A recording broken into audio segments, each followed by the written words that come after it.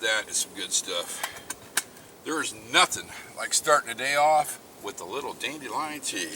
Welcome to another episode of Cooking with Bob. On this episode, we are going to make omelet in a bag. That's right, omelet in a bag. I've already got everything is prepped. I got our fire started. I've got our water almost up to a boil, and we got a little bit of a windstorm coming in, it would appear. This is going to be a base camp food, and it's kind of an experimental food.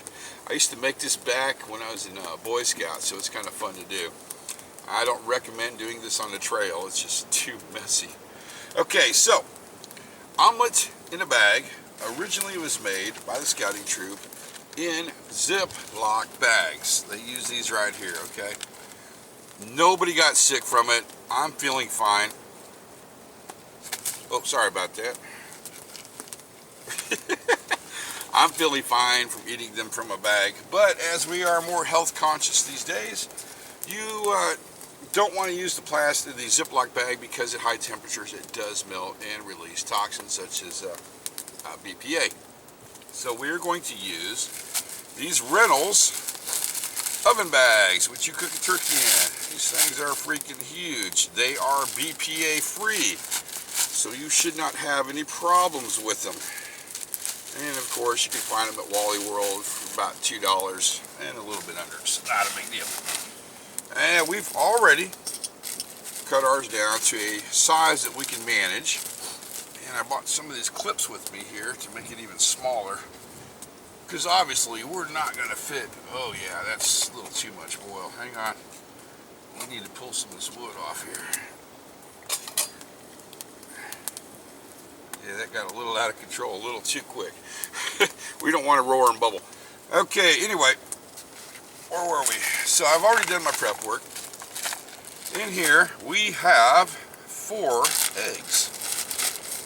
And I just broke them in a bottle.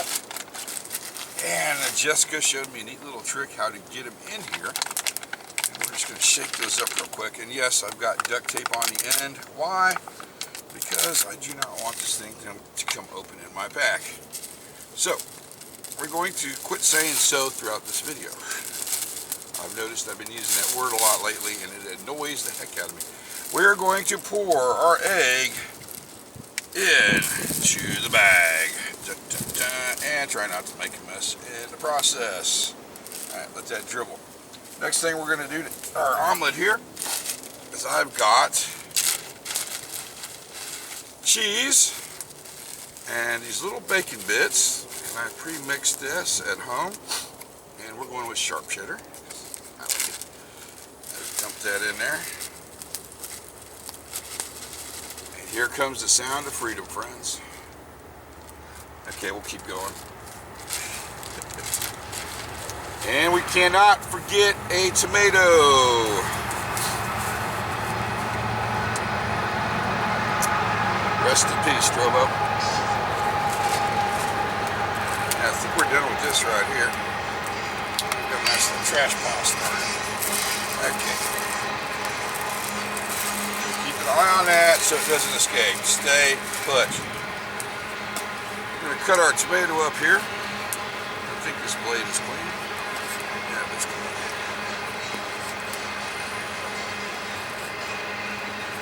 That's good enough.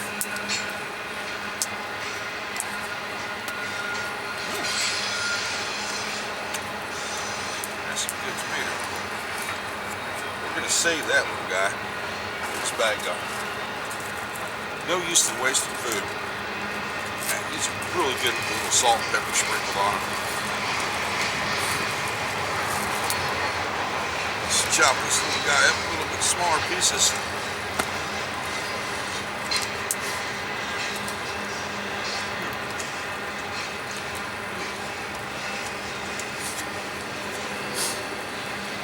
Yes, I like tomatoes. We're going to drop this in the bag.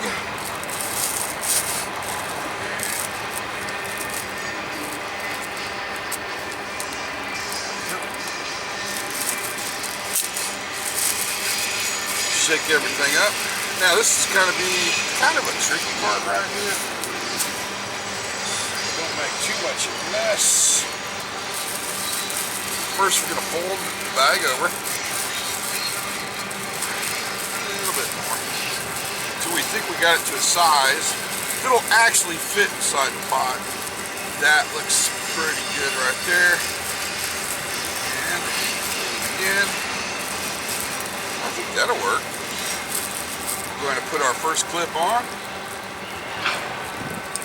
and carefully, not allowing it to puncture through the freezer bag. These are pretty tough though, I gotta admit. There we go. Let's clip on here. You know what, I think we could probably do one clip. I'd like it to be a little bit more flat, but yeah, you're right. This little guy up here. There we go. That should be about the size we can put it in our pan, or our pot of boiling water. Just pop this little guy open. And we're simply going to drop it in there. These clips at the top. Does it fit? Nope. Gotta tighten it up just a little bit more. Not a big deal. I got this.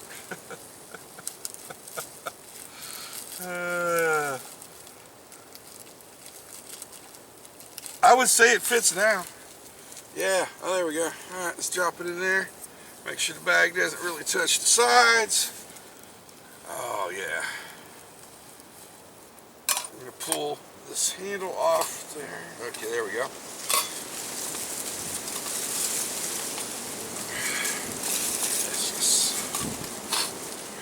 The good thing about these,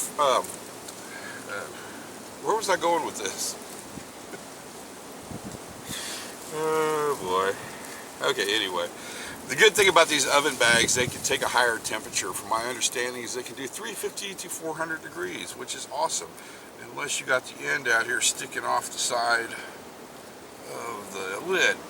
Okay, cook time on this, depending on weather conditions and how hot the water is, can be anywhere from 7 to 10 minutes. And I'll bring you back after that. We'll see what we have.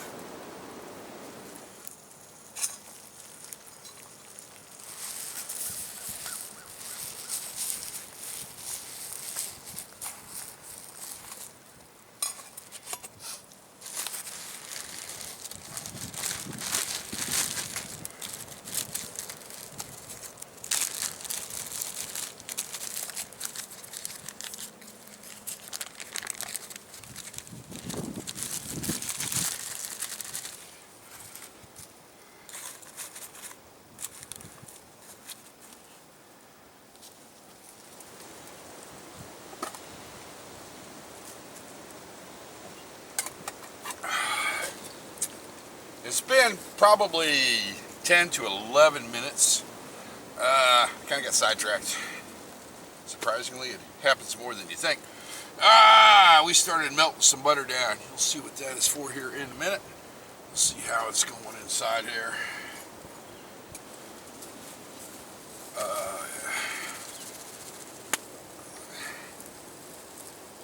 I believe it's done.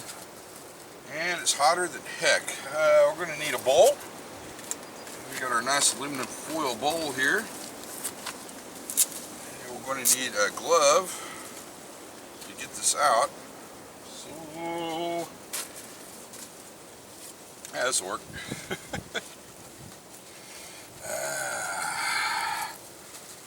There we go. Now you can still use that water that's in there if you don't mind a little dirt. Make a spot of tea with it, or some cowboy coffee, or use it for whatever to do your dishes with, and that's probably what I'm going to use it for. Definitely dishes. So what we're checking to make sure this little guy is not runny in the middle. Oh my God.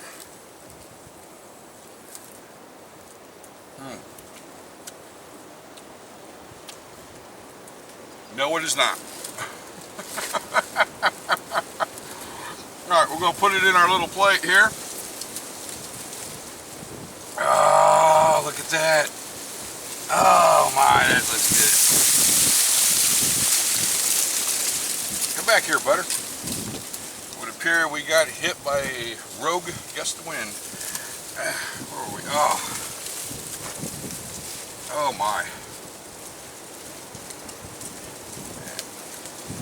Get this out of the way.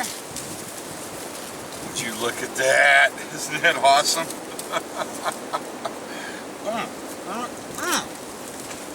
Alright, next on the agenda. Let's get this pot out of here. Ah. Now I do believe we have a leaf in there. Let the good times roll. We're going to move some of this coals around on the fire, and we are going to put this fire out really shortly because this wind is coming up. And it's kind of dangerous to have a fire going. So we got our egg. We need one other thing. We have raisin bread, and we're going to toast that here over the fire. One at a time, it would appear. And while that's going on, yes, I remembered salt and pepper. I did liberate some of this from a convenience store. Yes, look at that. Oh, pepper bread.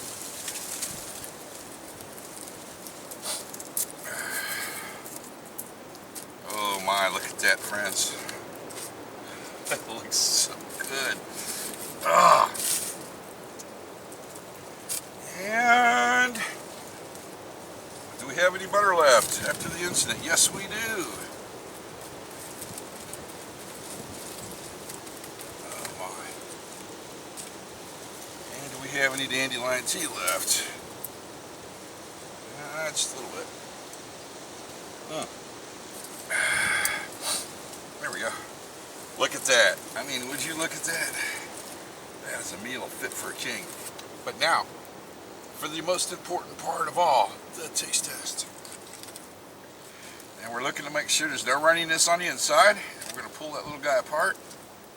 And as you can see, zero runniness. It's cooked all the way through. Oh. Okay. That might be a little bit more than I want. There we go.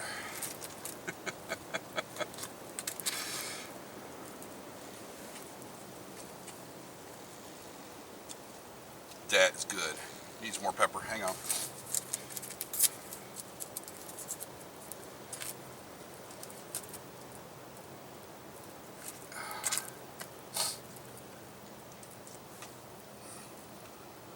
Yeah. That is definitely good. I think 11 minutes on a cook time was just perfect.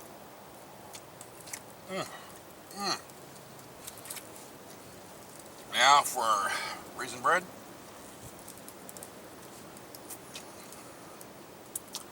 That is awesome.